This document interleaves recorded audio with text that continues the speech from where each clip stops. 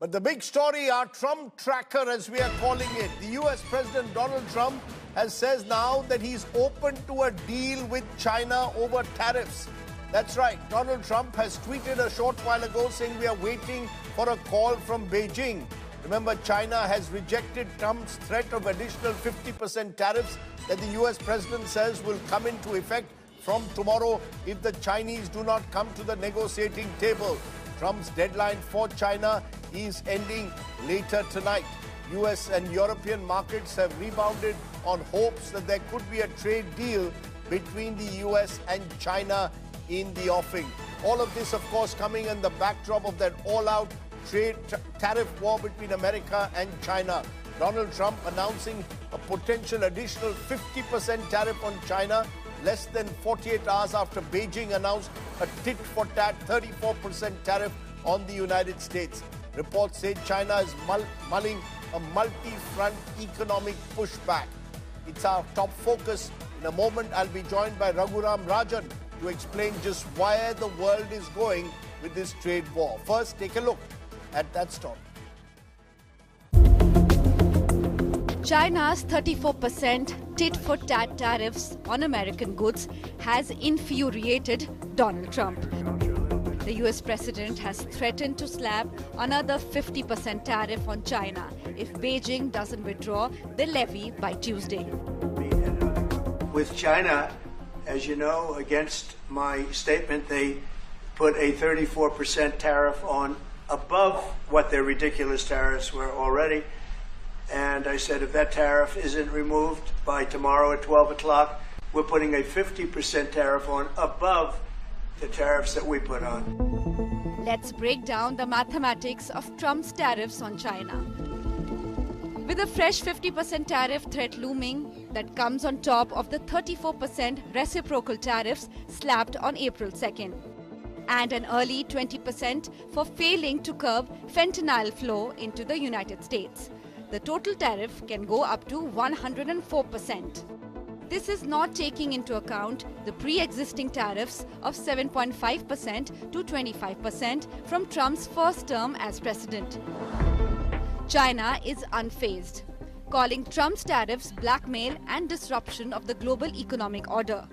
The Xi Jinping administration says they will not hesitate to fight back. The Chinese government strongly condemns and firmly opposes such actions.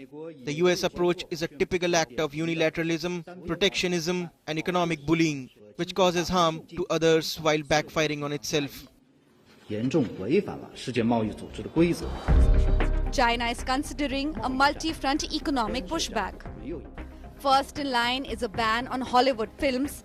This will hit US studios as their films earned nearly $585 million in China in 2024 alone. China may also suspend its fentanyl cooperation with the United States, target US intellectual property benefits, and finally impose curbs on trade in services. Pressure, threats and blackmail are not the right ways to deal with China. China will surely take necessary measures to resolutely safeguard its legitimate rights and interests. If US disregards the interests of both countries and the international community and insists on engaging in tariff war and trade war, China will fight to the end. The tariff war has reportedly led to a divide between Donald Trump and his advisor Elon Musk. Reports say the tech mogul has been privately recommending Trump to reverse his tariffs on Chinese imports. This comes just a day after Musk batted for zero tariffs between the United States and the European Union. From now until I hope it is agreed that both Europe and the United States should move, ideally, in my view, to a zero tariff situation, effectively creating a free trade zone between Europe and North America. China and Donald Trump are both unwilling to bend. Will this trade war shake up markets further? Bureau Report, India Today.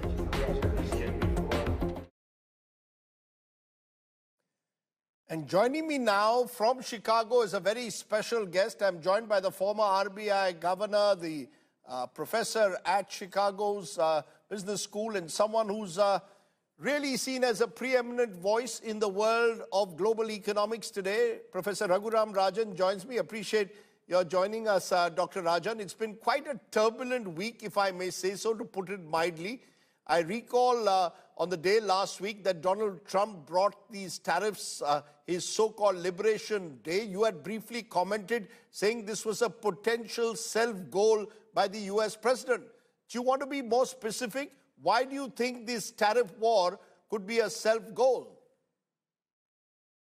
Well, I said self-goal in the short term. In the longer term, we can speculate about what happens. But clearly, what happens with very high tariffs in the short run is you're derailing what was a U.S. economy which was going at a reasonable pace. It was actually growing more than its potential growth, which is about 2%. Unemployment was at really low levels, consistent with saying that, any American who wanted a job was pretty much employed. And so in that environment, with inflation coming down to levels where the Fed might feel comfortable reducing rates, to suddenly bring in this jhatka, so to speak, of tariffs was spoiling a potential soft landing in the U.S. economy. The consequences immediately, if these tariffs stick, and of course that's a big question we can come back to, is that prices go up hugely for the U.S. consumer. They tighten their belt, they stop spending. The U.S. investor gets a lot more anxious about how long the tariffs will stay. Investment slows. So aggregate growth in the U.S. economy slows considerably with higher inflation and the Fed unable to cut interest rates unless it sees a really sharp recession. So this is why in the short term, it clearly is a self-goal. So you're saying what Donald Trump has done in the short term is a self-goal, but is it a self-goal just for the United States? What about the rest of the world? The ripple effect it's having across the world. We've seen the meltdown in India in the markets yesterday. They've recovered today, though. The general sense is that Donald Trump, what he's done has hit the entire world. So it's not just about what's happened with the US and the self-goal that he may have scored, but is he willy-nilly taking the world, you believe, into a trade war that could destroy several other economies as well? Yes, I mean, that is the collateral effect, of course, of what has been done. I mean, for the rest of the world, it's not a self-goal unless, the reaction to the tariffs that the U.S. has set, creates problems for themselves. But what we are going to see in the next few days is how this plays out. Clearly, some of this is the U.S. attempting to bring some of its trading partners to the table. One would have thought there are milder ways of doing it. But clearly, Mr. Trump is waiting for a call from China to try and discuss what can be done, including, I understand, the fate of TikTok, the web platform. But I think more generally, some of these tariffs are going to stay. And they certainly affect the countries that are selling into the U.S., partly because the U.S. consumer himself or herself is tightening their belt, but also partly because this makes their goods more expensive. And that is going to cause some fall off in demand for those countries. Some countries like Vietnam are much more affected because of the high level of tariffs and the high exposure to the U.S. than other countries, for example, like India, where the tariff setting has been lower and the exposure for our 4 trillion economy is significantly lower than, say, for Vietnam. Dr. Rajan, I'll come to India in a moment, but I want to focus on China because many believe this is the immediate war taking place. After United States imposes tariffs, China announced retaliatory tariffs of 34%. You're saying that maybe Donald Trump is hoping to get China to the negotiating table.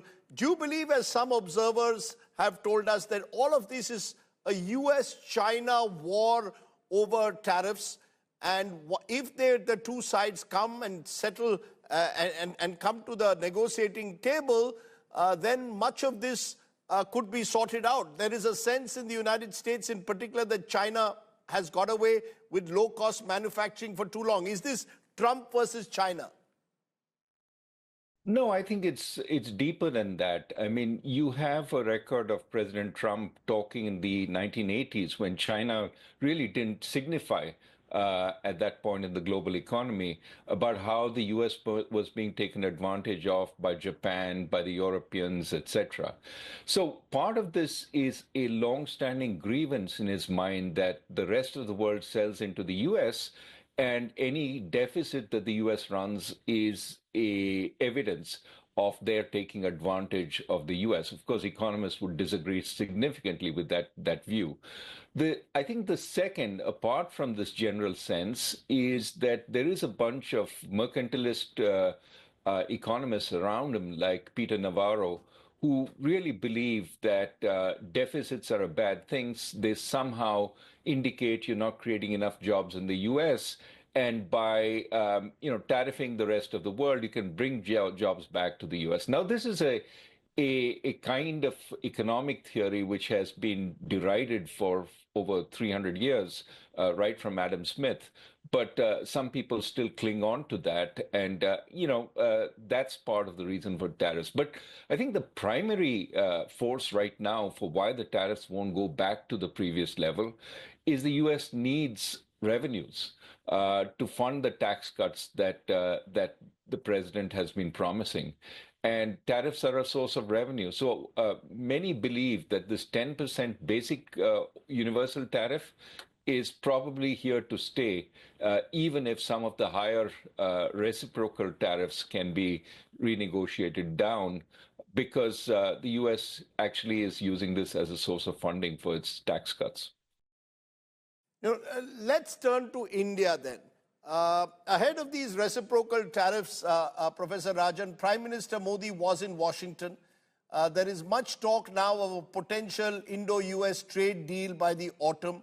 How do you see India being affected by these tariffs in the short term? So far, it seems India is not getting any special exemptions, barring in some sectors like pharmaceuticals. Do you believe? How do you see this now play out in India in the short term, or for India in the short term?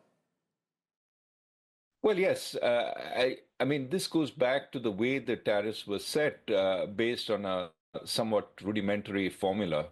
And by that formula, India's exports, manufacturing exports to the US, and its surplus played a role in that number, which, by the way, I see 26%, 27%, not quite sure what the precise number is.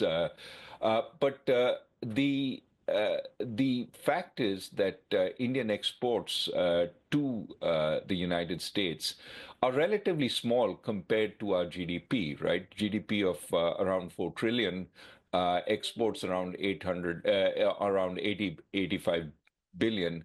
And so, yes, there will be some effect, and it will be harmful for Indian exporters. But this is not going to sort of change the nature of our economy and our growth significantly. It would be nice to negotiate them down. I think this is also an opportunity for India to bring down its own tariffs, not just for the US, but more broadly. Some of us economists were a little worried about the creeping rise in tariffs once again in India over the last few years. This is a chance to do that. Of course, there are sectors which are more sensitive, agriculture. How can we figure out a win-win situation there where we create opportunities for our agriculturists in the rest of the world while giving a little bit on that dimension? Those are things that we need to spend some time thinking.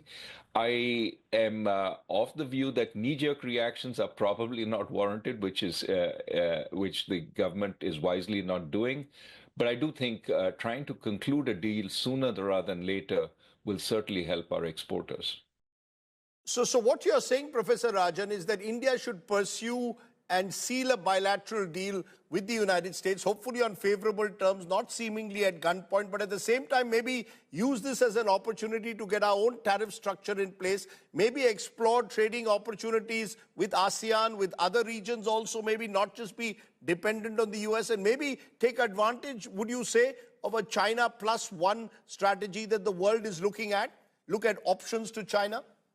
And India could be one? I think that's right. I do think that, we shouldn't necessarily favor just the United States in this deal. We should, if we are giving a certain kind of treatment, follow the most favored nation logic. And give it to other countries also. There's no reason why we should privilege U.S. Producers in this. But I think more broadly, thinking about the level of our tariffs and non-tariff barriers, this is a good chance to actually benefit our economy more widely. But I also think it is a good time to start looking east, looking north, and try and see what other deals can India do, because the last thing we want to do is be sort of isolated because we don't belong to any of the regions which are forming right now in terms of trade. So certainly revisit RCEP, revisit any kinds of links to ASEAN, but also, reach out to Japan, reach out to China, and see how we can create a better trading relationship with China. Of course, with China, we run the large deficit, and perhaps there are ways that can be remedied to be more balanced. You've also been quoted, Professor Rajan, as saying that tariffs could be disinflationary for India while sparking possible concerns of growing inflation in the United States. Could you explain what you meant when you said that this entire tariff structures that Donald Trump is putting in place could be disinflationary for India? Yeah, I mean, certainly when countries are kept out of a major buyer, they have excess production. Including in India, some of our exporters may have, production which is not selling in the U.S. So what do? They turn around and look for other markets. Indian exporters might look for markets in East Asia, but certainly the domestic market will look also somewhat attractive. Similarly, Chinese production, which is denied sort of entry into the U.S. with the high tariffs, may look for a home in India. So I think this could, from that perspective, be disinflationary. Of course, there is a worry in country after country with being flooded by goods from elsewhere, which aren't being sort of absorbed in the United States. I think in the short run, that absorption will continue. It's very hard for the U.S. to move away from buying from the rest of the world, and the tariffs will be paid. But in the medium term, I think you will have a reconfiguration of global trade, and that could be disinflationary for countries like India with more cheap imports available. So are you saying that in a way, and you referred to this briefly also earlier, that this is an opportunity maybe for India to be less protectionist, set its own tariffs and non-tariff barriers in order, and maybe therefore avail the opportunities that may lie if this potential US-China trade war escalates out of control? India could end up being a beneficiary in a way as the world looks at options to China. That's right. I mean, nobody really benefits from an action like this, but there are silver linings. And I think this is why it's important for India to negotiate that tariff structure sooner rather than later. Don't delay, but don't be precipitous, but certainly take action sooner rather than later, because that gives you India has a large domestic market. As it is, producers want to have a foot on the ground in India. But if in addition you say you have low tariffs in entering the United States, perhaps that will give an added impetus for countries and firms that are looking for a China plus one strategy. So I think we don't want to delay too long This is a moment when there's a lot of uncertainty among business, and the attractiveness of our domestic market, coupled with the possibility that we are a low tariff entry point into the US, could create a lot more investment if we play our cards right. Of course, we also need to do the other part, which is make investment more friendly in India, make tax laws more predictable, reduce the raid raj from the tax authorities. All that stuff we need to do, but this is a good time to pull up our socks and do what is necessary. The worry, though, Professor Rajan, is that we still haven't done enough domestically. The ease of doing business. There are still companies that are now complaining, some of them privately, others publicly, stating, talking about a raid raj, about the way taxes are being put in place. Private investment consumption as a result hasn't picked up. Are you suggesting this is therefore a good time for us to get our domestic act together above all else? Absolutely. I mean, we should do it anyway, as you put it. But I would say the added sweetener is that we could see a fair amount of FDI coming. A lot of companies are sort of thinking, well, China looks a little toxic at this point, and anyway, I was reducing my position in China.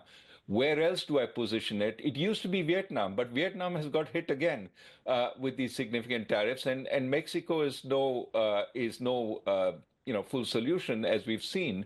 So my sense is, the big domestic market that India has attached to it will be a sweetener. So worst comes to worst, India doesn't, it gets tariffed at some point once again.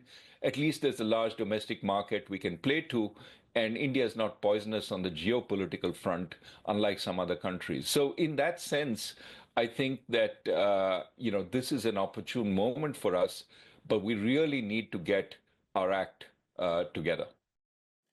Overall, though, Professor Rajan, do you believe we are heading for more global headwinds and uncertainty? That uncertainty over the next year is something the world will have to live with as long, or perhaps as long as Donald Trump is in power, we will be in uncertain times?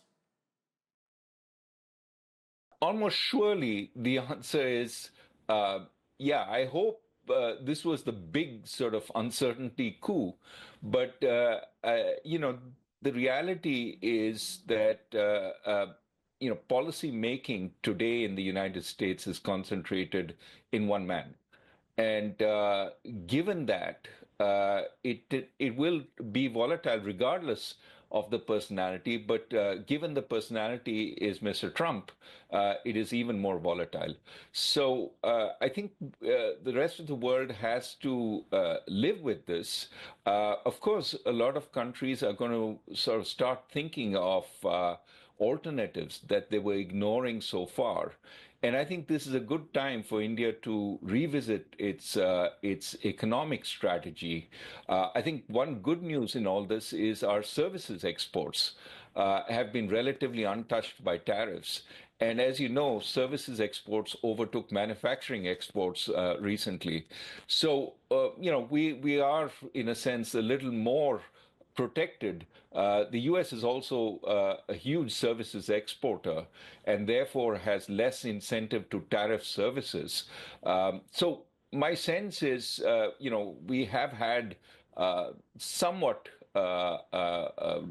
good doses of luck so far, but let's take advantage of this, even though, as I said, it is a problem for the world, but there are silver linings. Speaking of uncertainty, Professor Rajan, in the last 24 hours, Donald Trump has also said that if China doesn't withdraw its retaliatory tariffs, US will impose an additional tariff of 50%. Do you see all of this as typical Trump bluster, or is this all part of a larger bargaining tactic to get the Chinese to the negotiating table? Is that what you expect to happen next? I think he's signaled fairly strongly that he wants to talk. I think the Chinese certainly were using back channels to talk to the U.S. even before this, and were a little surprised by the size of the imposed tariffs on China. But we know that there wasn't a whole lot of calculation that went into those numbers. That said, I mean, look, 34, 64, 104, that level doesn't matter. It's hugely disturbing for Chinese exports into the US. So you can keep threatening more and more. At some point, the Chinese are going to say, we're dead on the export front. We can't be deader than dead. And so to some extent, what you have here is two strong leaders trying to gauge each other and needing to talk. So I presume back channels are at work right now. And at some point, there may be more of a discussion. Now, China is complicated from the US's perspective. On the one hand, there is a whole bunch of people in the administration who see China as a strategic rival, which has to be undercut in every which way, including economic. And then there's the business interest, which basically sees the ties, significant ties with China in so many ways. And, a company like Apple is going to be hurt very, very hard if these tariffs do come on board and there are no exemptions. So there is a tug of war right now. Elon Musk, for example, has a big Chinese market and produces that. So there is a tug of war within the administration on views with respect to China. But I presume some negotiation is on the cards. In conclusion, though, Dr. Rajan, would you say that the world could be heading for a global recession later this year? Several leading economists, think tanks seem to suggest that. Do you think a global recession is likely in the near future? Well, I think that if the level of tariffs which have been imposed do not come down significantly, 10% I think the world can live with. 46% on Vietnam, more on China. Those will inhibit trade significantly, disrupt supply chains, and to some extent, create a significant slowing in the U.S. economy. Also, in the economy of exporters, China is not going to do well if its primary export market is cut off. So I think that, yes, if the tariffs stay where they are, we could indeed see a global recession, something which was unthinkable at the beginning of the year when, recovery was there all round. But hopefully, we see reasonable renegotiation of these tariffs in the next few months, and some of the damage that could be done doesn't actually happen. A final question, Dr. Rajan. If you were advising Prime Minister Modi, and I guess you probably are not, what would be that one piece of advice you would give the Indian Prime Minister on how to deal with Donald Trump and tariffs?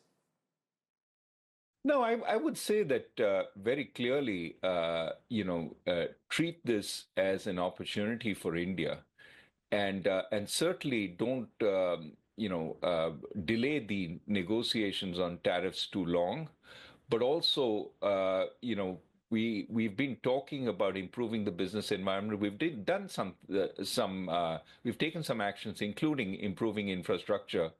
But this is to be encouraged, including, many states, the South, the West, UP, have been trying to lure business people into India with the promise of easier business environment. I think that should be encouraged.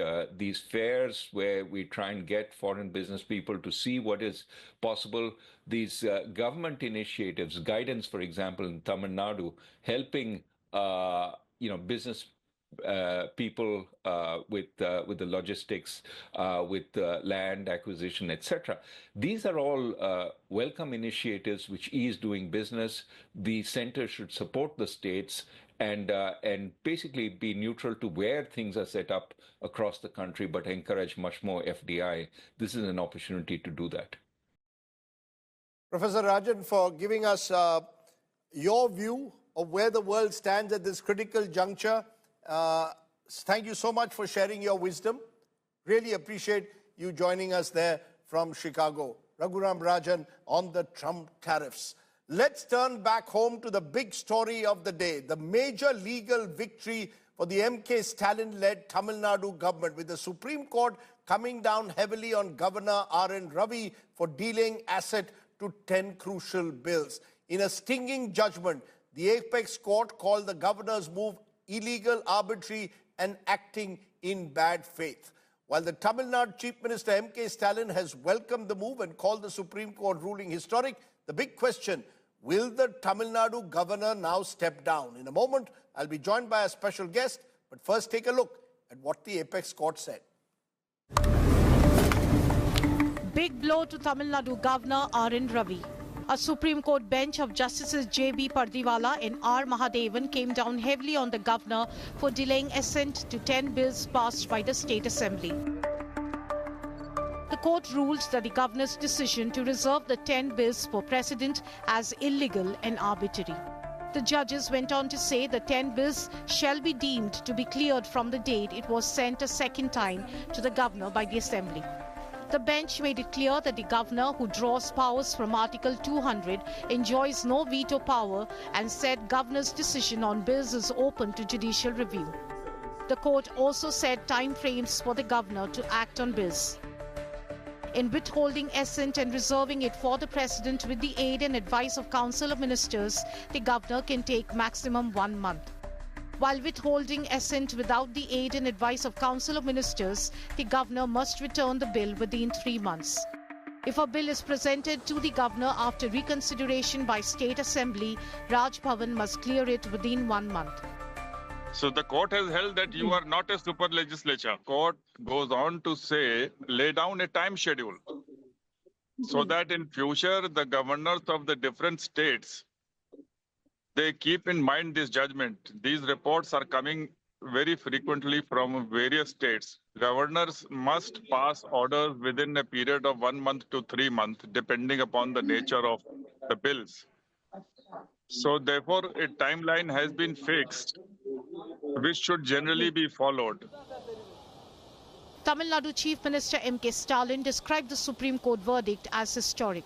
இந்த தீர்ப்பு தமிழ்நாட்டுக்கு மட்டுமின்றி இந்தியாவில் உள்ள அனைத்து மாநில அரசுகளுக்கும் கிடைத்த மாபெரும் வெற்றியாகும். திராவிட முன்னேற்றக் கழகத்தின் உயிர் கொள்கையான மாநில சுயாட்சி, மத்திய கூட்டாட்சி தத்துவம் ஆகியவற்றை நிலைநாட்டிட தமிழ்நாடு போராடியது. தமிழ்நாடு போராடும், தமிழ்நாடு வெல்லும். With the Supreme Court drawing the line for governors, state governments, especially those headed by the opposition parties, will breathe a sigh of relief.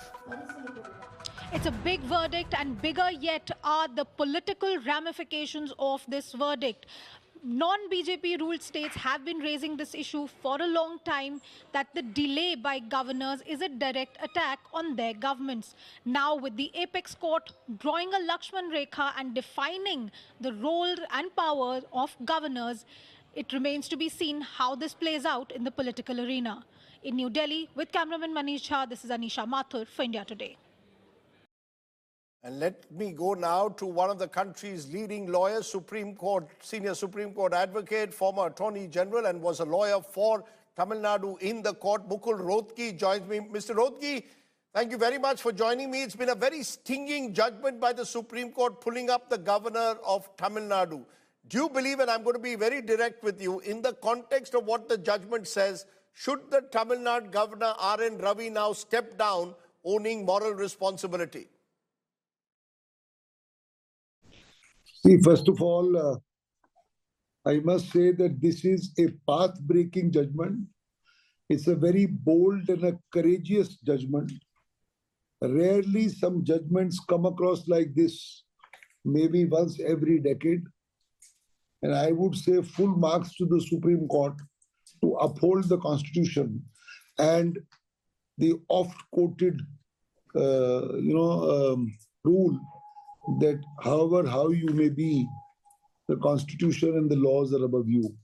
So whether it be the governor or whether it be anybody else, everybody is subject to the Constitution. The Supreme Court has, in a very meaningful manner, held that the governor shall not act as a roadblock, but will act as a catalyst, because the ultimate supreme masters under the Constitution are the people. The people are represented by the elected government. And if the elected government passes a law, then there are only three courses available. He will assent to the law and it will become law immediately. Second is, he can send it back for reconsideration if he feels that there is something objectionable. If it is resent back to him or reiterated, he has no option but to grant assent. And in the case of a money bill, he can't even send it back. And the third option is that right in the beginning, if he feels that it requires presidential assent, because the state law will be violative of a central law, only then it can go to the president. That's it. It cannot be that you sit over the bills, you don't sign them, you put it in cold storage, months and months will pass. All that kind of stuff, the Supreme Court has said, will be unconstitutional. Now, coming to your suggestion, whether the governor should step down or not,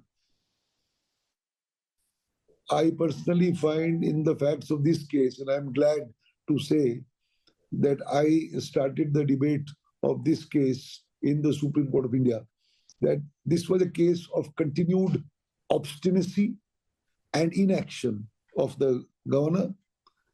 And despite the Supreme Court giving a long rope to the governor to, finish off this ugly spat, yet the governor stuck to his guns, and ultimately this verdict has come. And every action of the government has been castigated in the facts of this case. And I think the governor would do well to resign. The governor would do well to resign. You're saying something major. You're saying in your wisdom, the governor of Tamil Nadu should step down after this verdict. But the fact is, Mr. Rohatgi, the governor is showing no signs of stepping down. And remember, there are other states also, not just Mr. Ravi, other state governments in tussle, opposition-ruled state governments in tussle with governors, be it Kerala, be it West Bengal. Are you saying that this judgment could have a salutary effect on all of them? Will anything really change?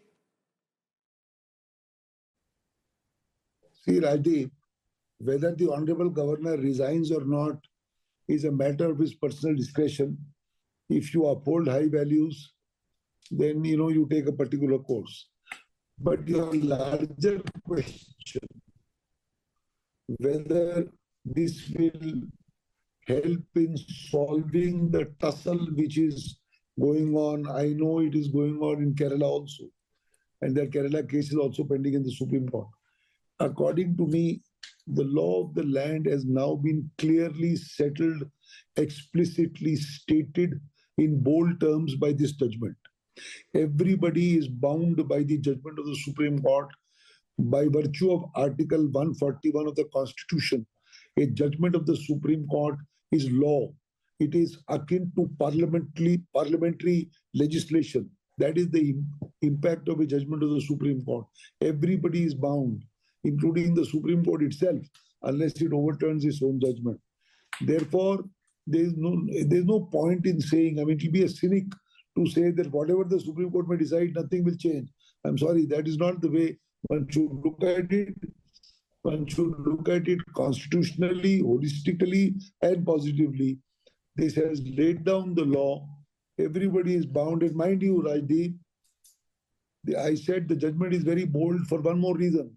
It has now set out timelines for a governor to act within 1 month in certain situations and within 3 months in certain situations.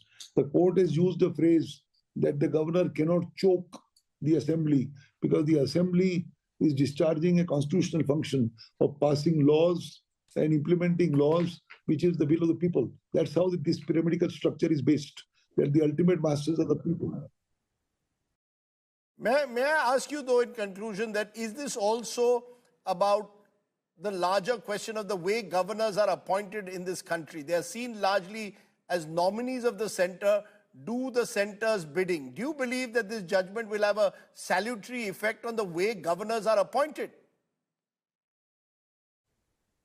I don't know how far that will change. That is how governors have been appointed for the last 75 years. But, if you ask my humble opinion, according to me, the office of the governor should be abolished. And Mukul Rohatgi, former Attorney General, is telling me the office of governor should be abolished in this country? Yes, but I have a governor who's by and large, who is doing symbolic things. Ultimately, it's the will of the people. Why have such great expenditures for governors for no rhyme or reason? It's a feudal mindset that you have a governor or a governor general or the viceroy as you used to have in the old days. What is the need of having a governor? You can do without it. According to me, there is no need. The only, by and large, the governor has only one discretion, which is not mentioned in the constitution, and that discretion is who to swear in at the time when the elections are held. When two people put across their competing claims, he has to decide who will, be sworn in. That can also be specified by laws. If somebody has a larger number, somebody can be sworn in. The power can be given to somebody else, can be given to a speaker also. Why have one full institution with these kind of expenses? You don't need Raja to be, over the public or the proletariat. And if you remember, I can only tell you, in another context, Dr. Ambedkar had said that we don't want an imperio and imperium. That is, don't have a king amongst kings. It was said in a different context, which was the power of the Chief Justice of India to appoint a judge. And Ambedkar said that I cannot give this power solely to the Chief Justice because he is also a human being. If that is good for the Chief Justice, certainly good for a governor. So why have it? Mukul Rohatgi, for joining me and claiming that you believe the governor should step down, that you don't even believe there should be a governor's office anymore. I appreciate you joining us with that plain speaking after that major landmark judgment of the Supreme Court. Let's turn to the other big political story of the day, the ugly spat between two prominent Trinamool Congress MPs now playing out in the public domain through leaked videos and WhatsApp chats. At the center of the storm are the Trinamool Congress's Chief Whip Kalyan Banerjee and its leader in the Lok Sabha, its MP in the Lok Sabha, Mahua Moitra. The infighting is out in the open, and the question now is, will Mamata Banerjee step in and act? Take a look. A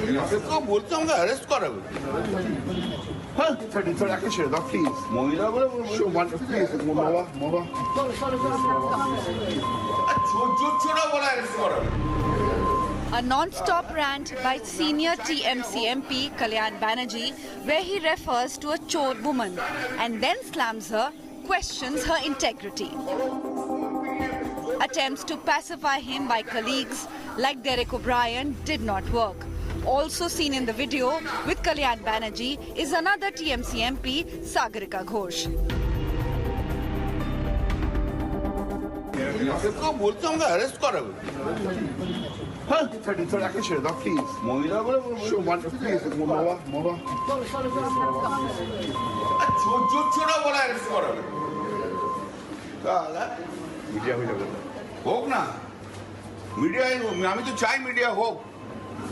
वो कत बड़ा असुख हमारे चाहिए grouping में जब होगा तब हम भी कुछ करेंगे देखता है but I will not allow to do any illegal work क्या समझ रहा है हम कोटा में नहीं आया है भाई और उन अलग पार्टी छोड़ के नहीं आया बाकी दिन तुम्हें हमसे झगड़ा करो हम छोड़ दो. If you start, you have to. I will finish. No. If you start. You are a senior MP. You know. No. If you start, I will finish it. Please, please. Pasal tujuan kalau terus mimpi ni apa sih jod dekhiyo na amar kache. Amar onek dekha hoye gache. Our humble request, Dada. Then there are these leaked WhatsApp chats in which Kalyan Banerjee and Kirti Azad indulge in an ugly war of words. The exchange is on a WhatsApp group called AITC MP 2024. Kalyan Banerjee again is going after a woman MP, calling her versatile international lady. It is now clear that the female MP Kalyan Banerjee derided is Mahua Moitra. So how did the beef start? All this happened because Mahua Moitra wanted a Bengali sweet shop to be opened in Parliament. Mahua started getting signatures for the same, but Kalyan Banerjee blocked it. Then Mahua Moitra's name wasn't included in a memo signed by TMC leaders in Election Commission, so a showdown played out in the poll panel office too. The ugly public showdown has split the TMC. No personal knowledge of the spat that took place. His uncivilized behavior has been, in our view, several times. Kollanda's senior neta, দক্ষ আইনজীবী, দীর্ঘদিনের সাংসদ, এবং কোনো কারণে তিনি রুষ্ট হয়েছেন। একটা এত বড় পরিবার হতে পারে কখনো কখনো একটু 10টা থালাবাটি একসঙ্গে থাকলেও একটু ঠনঠন আওয়াজ হয় লেগে গেল। Kalyan Banerjee though remains defiant. আমাকে একজন মহিলা এমপি বলছে আমার নাম নেই কেন, আমাকে দিয়ে সিগনেচার কালেক্ট করা হয়নি কেন? Then she was shouting at the top level. I was also shouting, no doubt about. In the meantime, সেই ভদ্রমহিলা দৌড়ে চলে গেলেন বিএসএফ কে গিয়ে বলছে arrest my MP, arrest me. ভাই আমি 40 বছর রাজনীতি করছি, কংগ্রেস, সিপিএম, বিজেপির বিরুদ্ধে লড়ে এসেছি আমি। আপনারা দেখছেন কিভাবে আমি পার্লামেন্টে লড়ি। আমি শুধু আদানি আর মোদির বিরুদ্ধে লড়ি না, আমি সবাইকার বিরুদ্ধে lorry. He has even offered to quit the party. দিদি শুধু বলে দিক ভুল হয়েছে, দল পার্টি রাজনীতি ছেড়ে চলে যাব, আমার অত রাজনীতি নিয়ে অত কিছু নেই, কিন্তু ওই মহিলা, অসভ্য মহিলা এমপিকে আমি সহ্য করব না। 18 মিনিট বলতে দিতে হবে, 20 মিনিট বলতে দিতে হবে। What is this? I can take pressure of everyone, but I cannot take the pressure of that particular MP for saying যে আমাকে এত মিনিট অ্যালটমেন্ট করতে হবে। An embarrassing fight that has left the TMC red-faced. Bureau Report, India Today. Let's turn to tonight's Get Real Ground Report. Reports of vandalism emerging during the Shobha Yatra in Uttar Pradesh's Kanpur on Ram Navami earlier this week have now led to about 12 FIRs being filed against over 200 people for spreading rumors. The police have denied reports of stone pelting by the minority community and instead have released videos to back their claim. Will the police act against those rumor mongers? Take a look.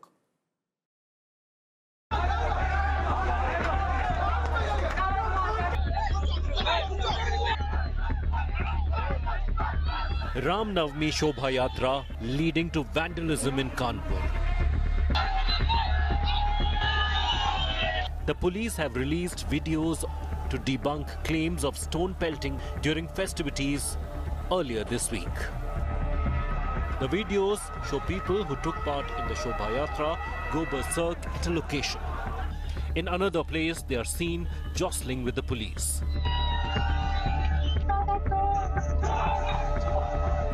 The police have filed more than a dozen FIRs against nearly 200 people from Hindu outfits who took out processions at several places. The FIRs are for allegedly spreading rumors, conspiracy to incite riots, etc. Western road में एक शोभा यात्रा प्रस्तावित थी, उसमें कुछ तथाकथित यूट्यूबरों और असफल करने वाले लोगों के द्वारा अफवाह फैलाई गई कि जुलूस में भगदड़ हुई है, मारपीट हुई है, जो सरासर गलत थी। Those named in the FIRs include local BJP and Bajrang Dal leaders. किसी भी सूरत में किसी कार्यकर्ता को इस मुकदमे में जेल नहीं जाने देंगे। ये हम बिल्कुल प्रशासन से बात करके तय करेंगे कि ठीक है जो कुछ हो गया, लेकिन हमारे भारतीय जनता पार्टी कार्यकर्ता हैं, उनसे अगर कुछ भी गलती हुई है तो हम कमरे में बैठ करके उनसे बात कर लेंगे। A meeting has been called of the MLAs and MPs which will decide the course of action by the BJP. Also, on the other hand, police is maintaining that they are going to the CCTV cameras. They have got some more videos on the basis of which some more miscreants are being identified and the action will be taken against them. With video journalist Shubham Shukla, this is Simar Chawla in Kanpur for India Today.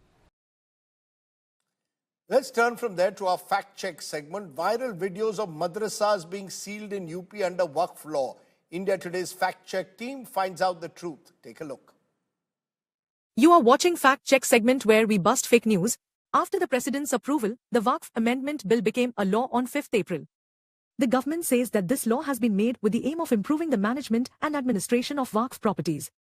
A video is being shared on social media saying that action has been initiated under the Waqf Act and madrasas are being sealed in Uttar Pradesh. But India Today Fact Check found that this video is not from UP but from Uttarakhand. Also, this video is from a few days before the Waqf bill was passed.